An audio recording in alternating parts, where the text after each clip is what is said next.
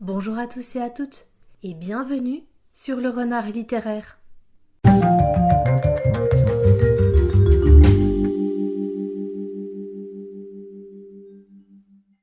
J'espère que vous allez bien, moi je suis absolument ravie de vous retrouver aujourd'hui dans une nouvelle vidéo que je fais à la suite de mes 10 recommandations littéraires pour l'automne, puisque cette fois-ci j'avais envie de vous proposer 5 animés qui sont parfaits pour la saison, donc on va commencer tout de suite.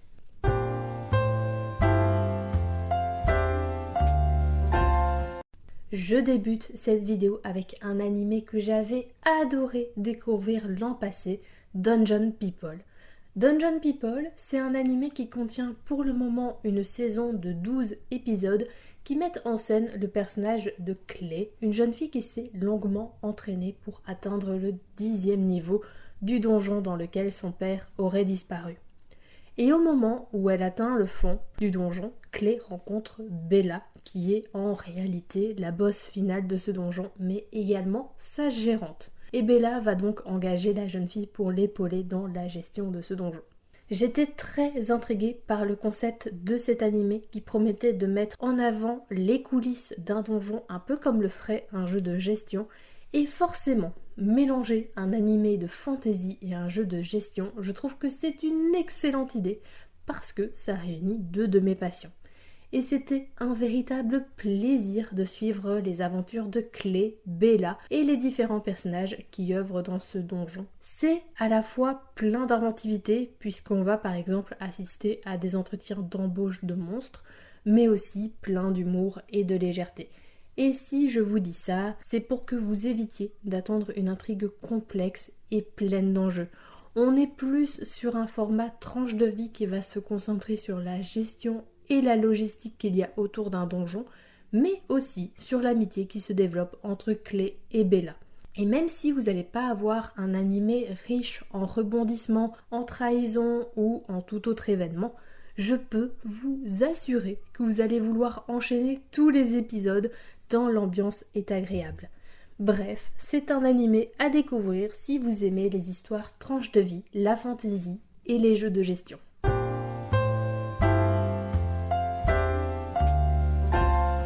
Autre animé hyper cosy qui sera parfait pour cet automne, Food for the Soul.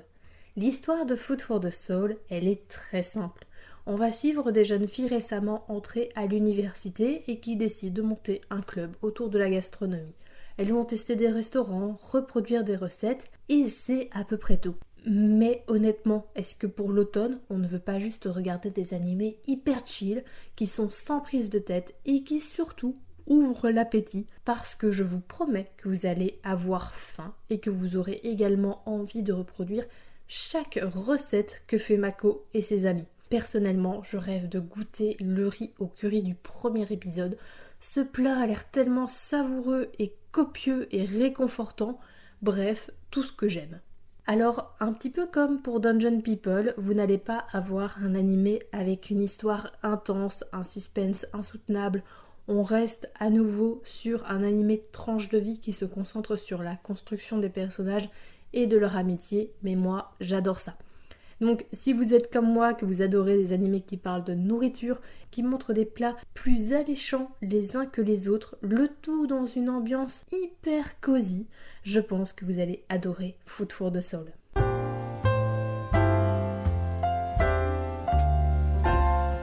On passe désormais à un isekai, mais un isekai de qualité, promis. Campfire Cooking in Another World with My Absurd Skills. Dans cet animé, nous suivons le personnage de Tsuyoshi Mudoka, un salariman tout à fait ordinaire qui va être téléporté dans un autre monde avec d'autres personnes pour trouver le héros qui saura vaincre le roi démon et tout le scénario classique des isekai si je ne dis pas de bêtises. Sauf que Tsuyoshi a reçu une compétence assez étrange et qui ne lui sera d'aucune utilité au combat. Il peut faire apparaître un marché en ligne et acheter les différents items dont il a besoin. Et bon, on va pas se mentir, cette compétence n'est utile d'aucune manière dans la lutte contre la menace que représente le roi démon. Et donc Tsuyoshi décide de vivre sa meilleure vie dans ce monde puisqu'il ne peut pas rentrer chez lui, isekai oblige, et notre protagoniste va se faire remarquer pour ses talents de cuisinier. Honnêtement, je ne suis pas friande des isekai clichés et dupliqués à l'infini, donc si je vous propose un isekai, c'est qu'il est vraiment bien. Encore une fois, on est plus sur de l'animé tranche de vie, cosy et chill, où les personnages passent leur temps à manger des bons petits plats réconfortants et alléchants à souhait, mais on a aussi un côté humoristique bienvenu et qui va détourner un petit peu les clichés de l'isekai. Pour moi, Campfire Cooking, c'est un petit peu comme Glouton et Dragon à la sauce isekai, mais qui reste toujours léger. Personnellement, j'avais été très attristée par la tournure qu'avaient pris Glouton et Dragon à partir de l'épisode 17. C'est d'ailleurs un animé que j'ai brutalement arrêté de regarder alors que j'attendais chaque épisode avec beaucoup d'impatience. Mais là, je sais que Campfire Cooking restera dans un registre divertissant et chill, parfait pour les soirées d'automne. Et en plus, au moment où vous verrez cette vidéo, la saison 2 aura normalement démarré.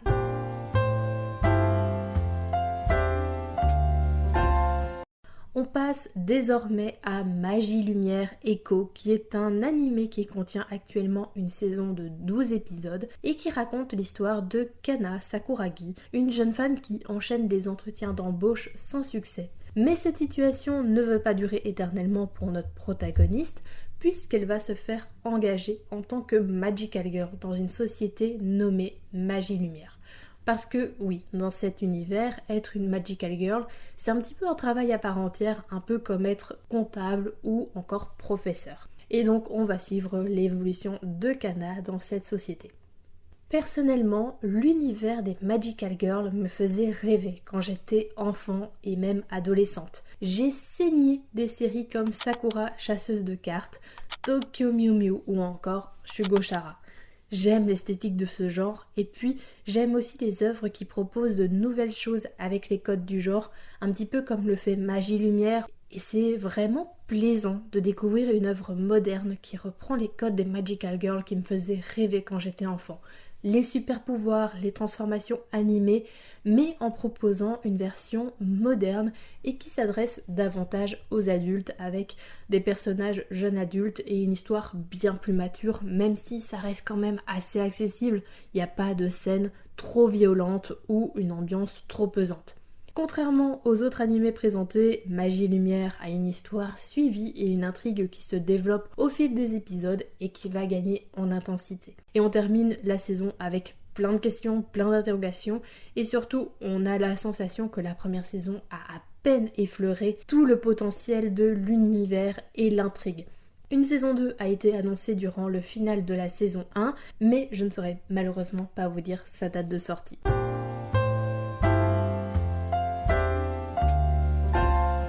Et on passe désormais à mon tout dernier coup de cœur, Secret of the Silent Witch. Dans cet animé, nous suivons le personnage de Monica Everett, l'une des 7 sages du royaume et considérée comme un véritable prodige de la magie, puisqu'elle est la seule à maîtriser les sorts silencieux. Seulement, Monica a appris à se passer de mots pour ses incantations, car en réalité, elle souffre d'anxiété sociale. Et les choses vont se corser pour Monica puisque les autres sages vont lui confier une mission, intégrer une académie où étudie le prince cadet et ainsi assurer sa protection. Honnêtement, ça faisait longtemps que je n'avais pas eu un gros coup de cœur pour un animé. Il faut dire que ça fait un bon bout de temps que je regarde des animés, donc mes goûts et mes attentes se sont affirmés. Je regarde beaucoup de très bons, voire d'excellents animés, mais un animé qui arrive à me faire rire, à me toucher, à m'émerveiller et à me donner envie de voir et de revoir chaque épisode, ça faisait très longtemps. Même Summer Pocket, sur qui je fondais beaucoup d'espoir parce que c'est qui et que c'est une valeur sûre, malheureusement on n'y parvient pas. Tout dans cet animé est hyper qualitatif, hyper soigné, que ce soit l'animation, la musique, les décors ou encore les personnages et leur développement.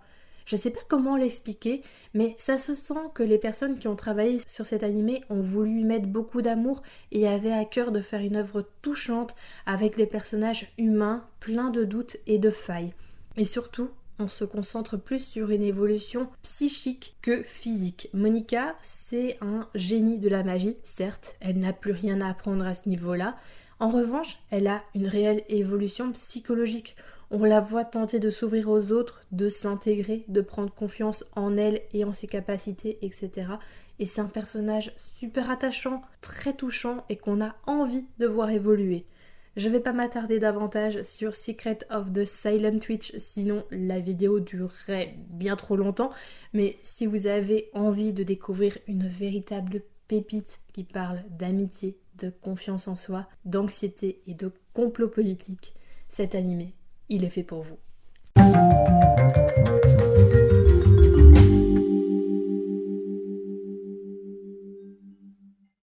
Cette vidéo est désormais terminée et j'espère qu'elle vous a plu. N'hésitez pas à me dire si vous avez déjà vu l'un de ces animés et quel est votre avis là-dessus.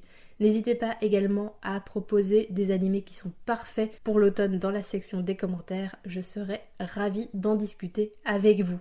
N'hésitez pas également à lâcher un petit pouce bleu, à vous abonner à la chaîne, ce qui est le meilleur moyen de soutenir mon travail, et également d'obtenir une notification à chaque fois que je poste une nouvelle vidéo, c'est-à-dire un vendredi sur deux à 18h30. Et moi, en attendant de vous retrouver dans une prochaine vidéo, je vous souhaite d'excellentes lectures et d'excellents visionnages, et je vous dis à très bientôt.